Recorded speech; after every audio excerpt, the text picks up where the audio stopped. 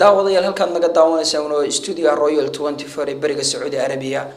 Jimco kastana aad naga daawataan wararka bariga dhexe. Wararkan idin haynana maanta waxaa kamid ah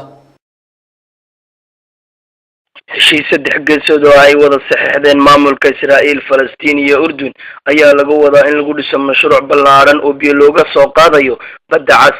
biyahaas oo lagu shubayo badda dhimatay Dead Sea ee Jaliili oo ay hadda Israa'iil haysato.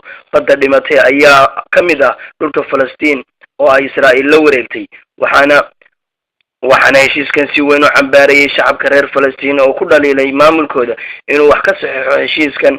sidoo kale wadanka Urdun ayaa lagu dhaliilay heshiiskan inuu qayb weyn ka qaadanayo. heshiiskan ayaa ah mid daba socda qodobadii lagu heshiiyey sanadkii 1994 heshiiskii ay Israa'iil iyo Urdun ku dhexmaray dalka Mareykanka. qorshaha ay wada saxiixdeen saddexda wasaaradood ee biyaha qaabilsan ee maamuladaasi ayaa qoraya in warshad weyn oo biyaha macaanisan laga dhiso koonfurta wadanka Urdun, halkaas oo dhuumo waaweyn ka soo qaadi doonaan biyaha badda cas, iyadoo kadibna loo gudbin doono badda dhimatay oo ku taal waqooyiga dhulka Falastiin oo ay Israa'iil maamusho. baddan ayaa sii qalalaysa, waxaana la sheegay in laga yaabo in sanadka 2050 gebi ahaanba baddaasi qalasho. badda dhimatay ayaa ah isha biyaha ay ka helaan Israa'iiliyiintu, isla markaana u adeegsadaan biyaha la cabo iyo kuwa beerahaba. dhinaca kale webiga Urdun oo isaguna ah halka ay biyaha ka helaan dadka ku dhaqan wadanka Urdun ayaa isaguna qalalay, taas oo saameyn weyn ku leh wadanka Urdun oo biyo yari xoog leh ay soo food saartay. heshiiskan shalay ay magaalada Washington ku kala saxiixdeen Israa'iil, Falastiin iyo Urdun ayaa ka dhacay xarunta bangiga adduunka, waxaana la filayaa in mashruucan uu ku kici doono dhaqaale gaadhaya 250 ilaa 400 milyan oo dollar. wasiirka arrimaha dibadda ee Iran ayaa ka digay in heshiis dhawaantan ay dalkiisu la gaadheen quwadaha adduunka oo halis ku jiro haddii cunaqabatayn dheeri ah la soo rogo. Maxamed Jawad Zarif ayaa hadalka soo saaray iyadoo xubno ka tirsan aqalka Koongareeska ee Mareykanka sheegeen inay ka fakarayaan cunaqabatayn dheeri ah oo Iran lagu soo rogo. wasiirkan Iran ayaa sheegay in Iran aanay marnaba wada hadallo geli doonin iyadoo uu saaran yahay culayskan cunaqabataynta. heshiiska Iran iyo quwadaha adduunka ayaa dhigaya in Iran ay hoos u dhigto tayeynta macdanta uraniumka ee nuclearka laga sameeyo. Iran ayaa bedelkeeda laga dhimi doonaa cunaqabataynta saaran. madaxweynaha Mareykanka Obama ayaa horay ugu baaqay aqalka Koongareeska ee Mareykanka in Iran aan lagu soo rogin cunaqabatayn dheeri ah. hogaamiyaha ururka Ikhwaan Muslimiinka Maxamed Badiic ayaa markii ugu horeysay ka soo muuqday maxkamaddan iyo markii la xiray dabayaaqadii bishii August. xiritaanka Badiic ayaa qayb ka ah howlgallo ka dhan ah taageerayaasha ururka Ikhwaan Muslimiinka kadib markii xukunka laga tuuray Maxamed Mursi.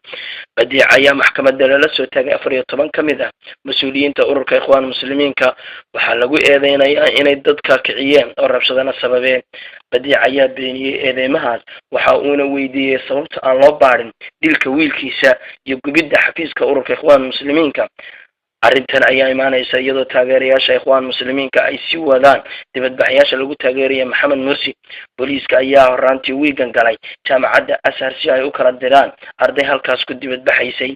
dhanka kale waxaa warkun sheegaya in wiil Soomaaliyeed oo wax ka barta jaamacadda Al-Azhar ayaa la sheegay inuu ku dhaawacmay mudaharaadkaas ka socda wadanka Masar ee ay ardaydu wadaan.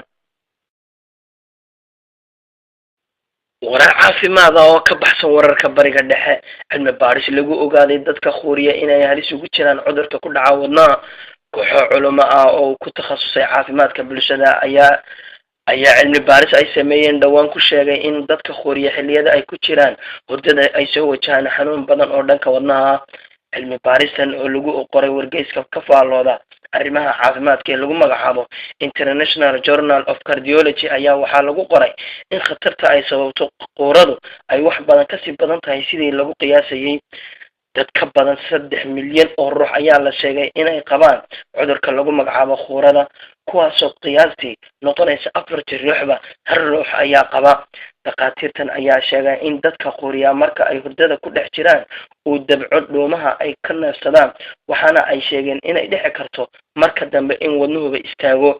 dhaqaatiirtan samaysay daraasadan caafimaad oo ka tirsan jaamacadda Shandong University ee wadanka China ayaa sheegay in wadno xanuunka ay halis u yihiin dadka quuriya. Dhakhaatiirtan saameysay daraasadan ayaa sheegay 80% dadka quuriya inay halis ugu jiraan cudurrada halista ee ku dhaca wadnaha. halkaana waxay noogu dhamaaday wararkii bariga dhexe. Awil Cagaare, Royal TV bariga dhexe.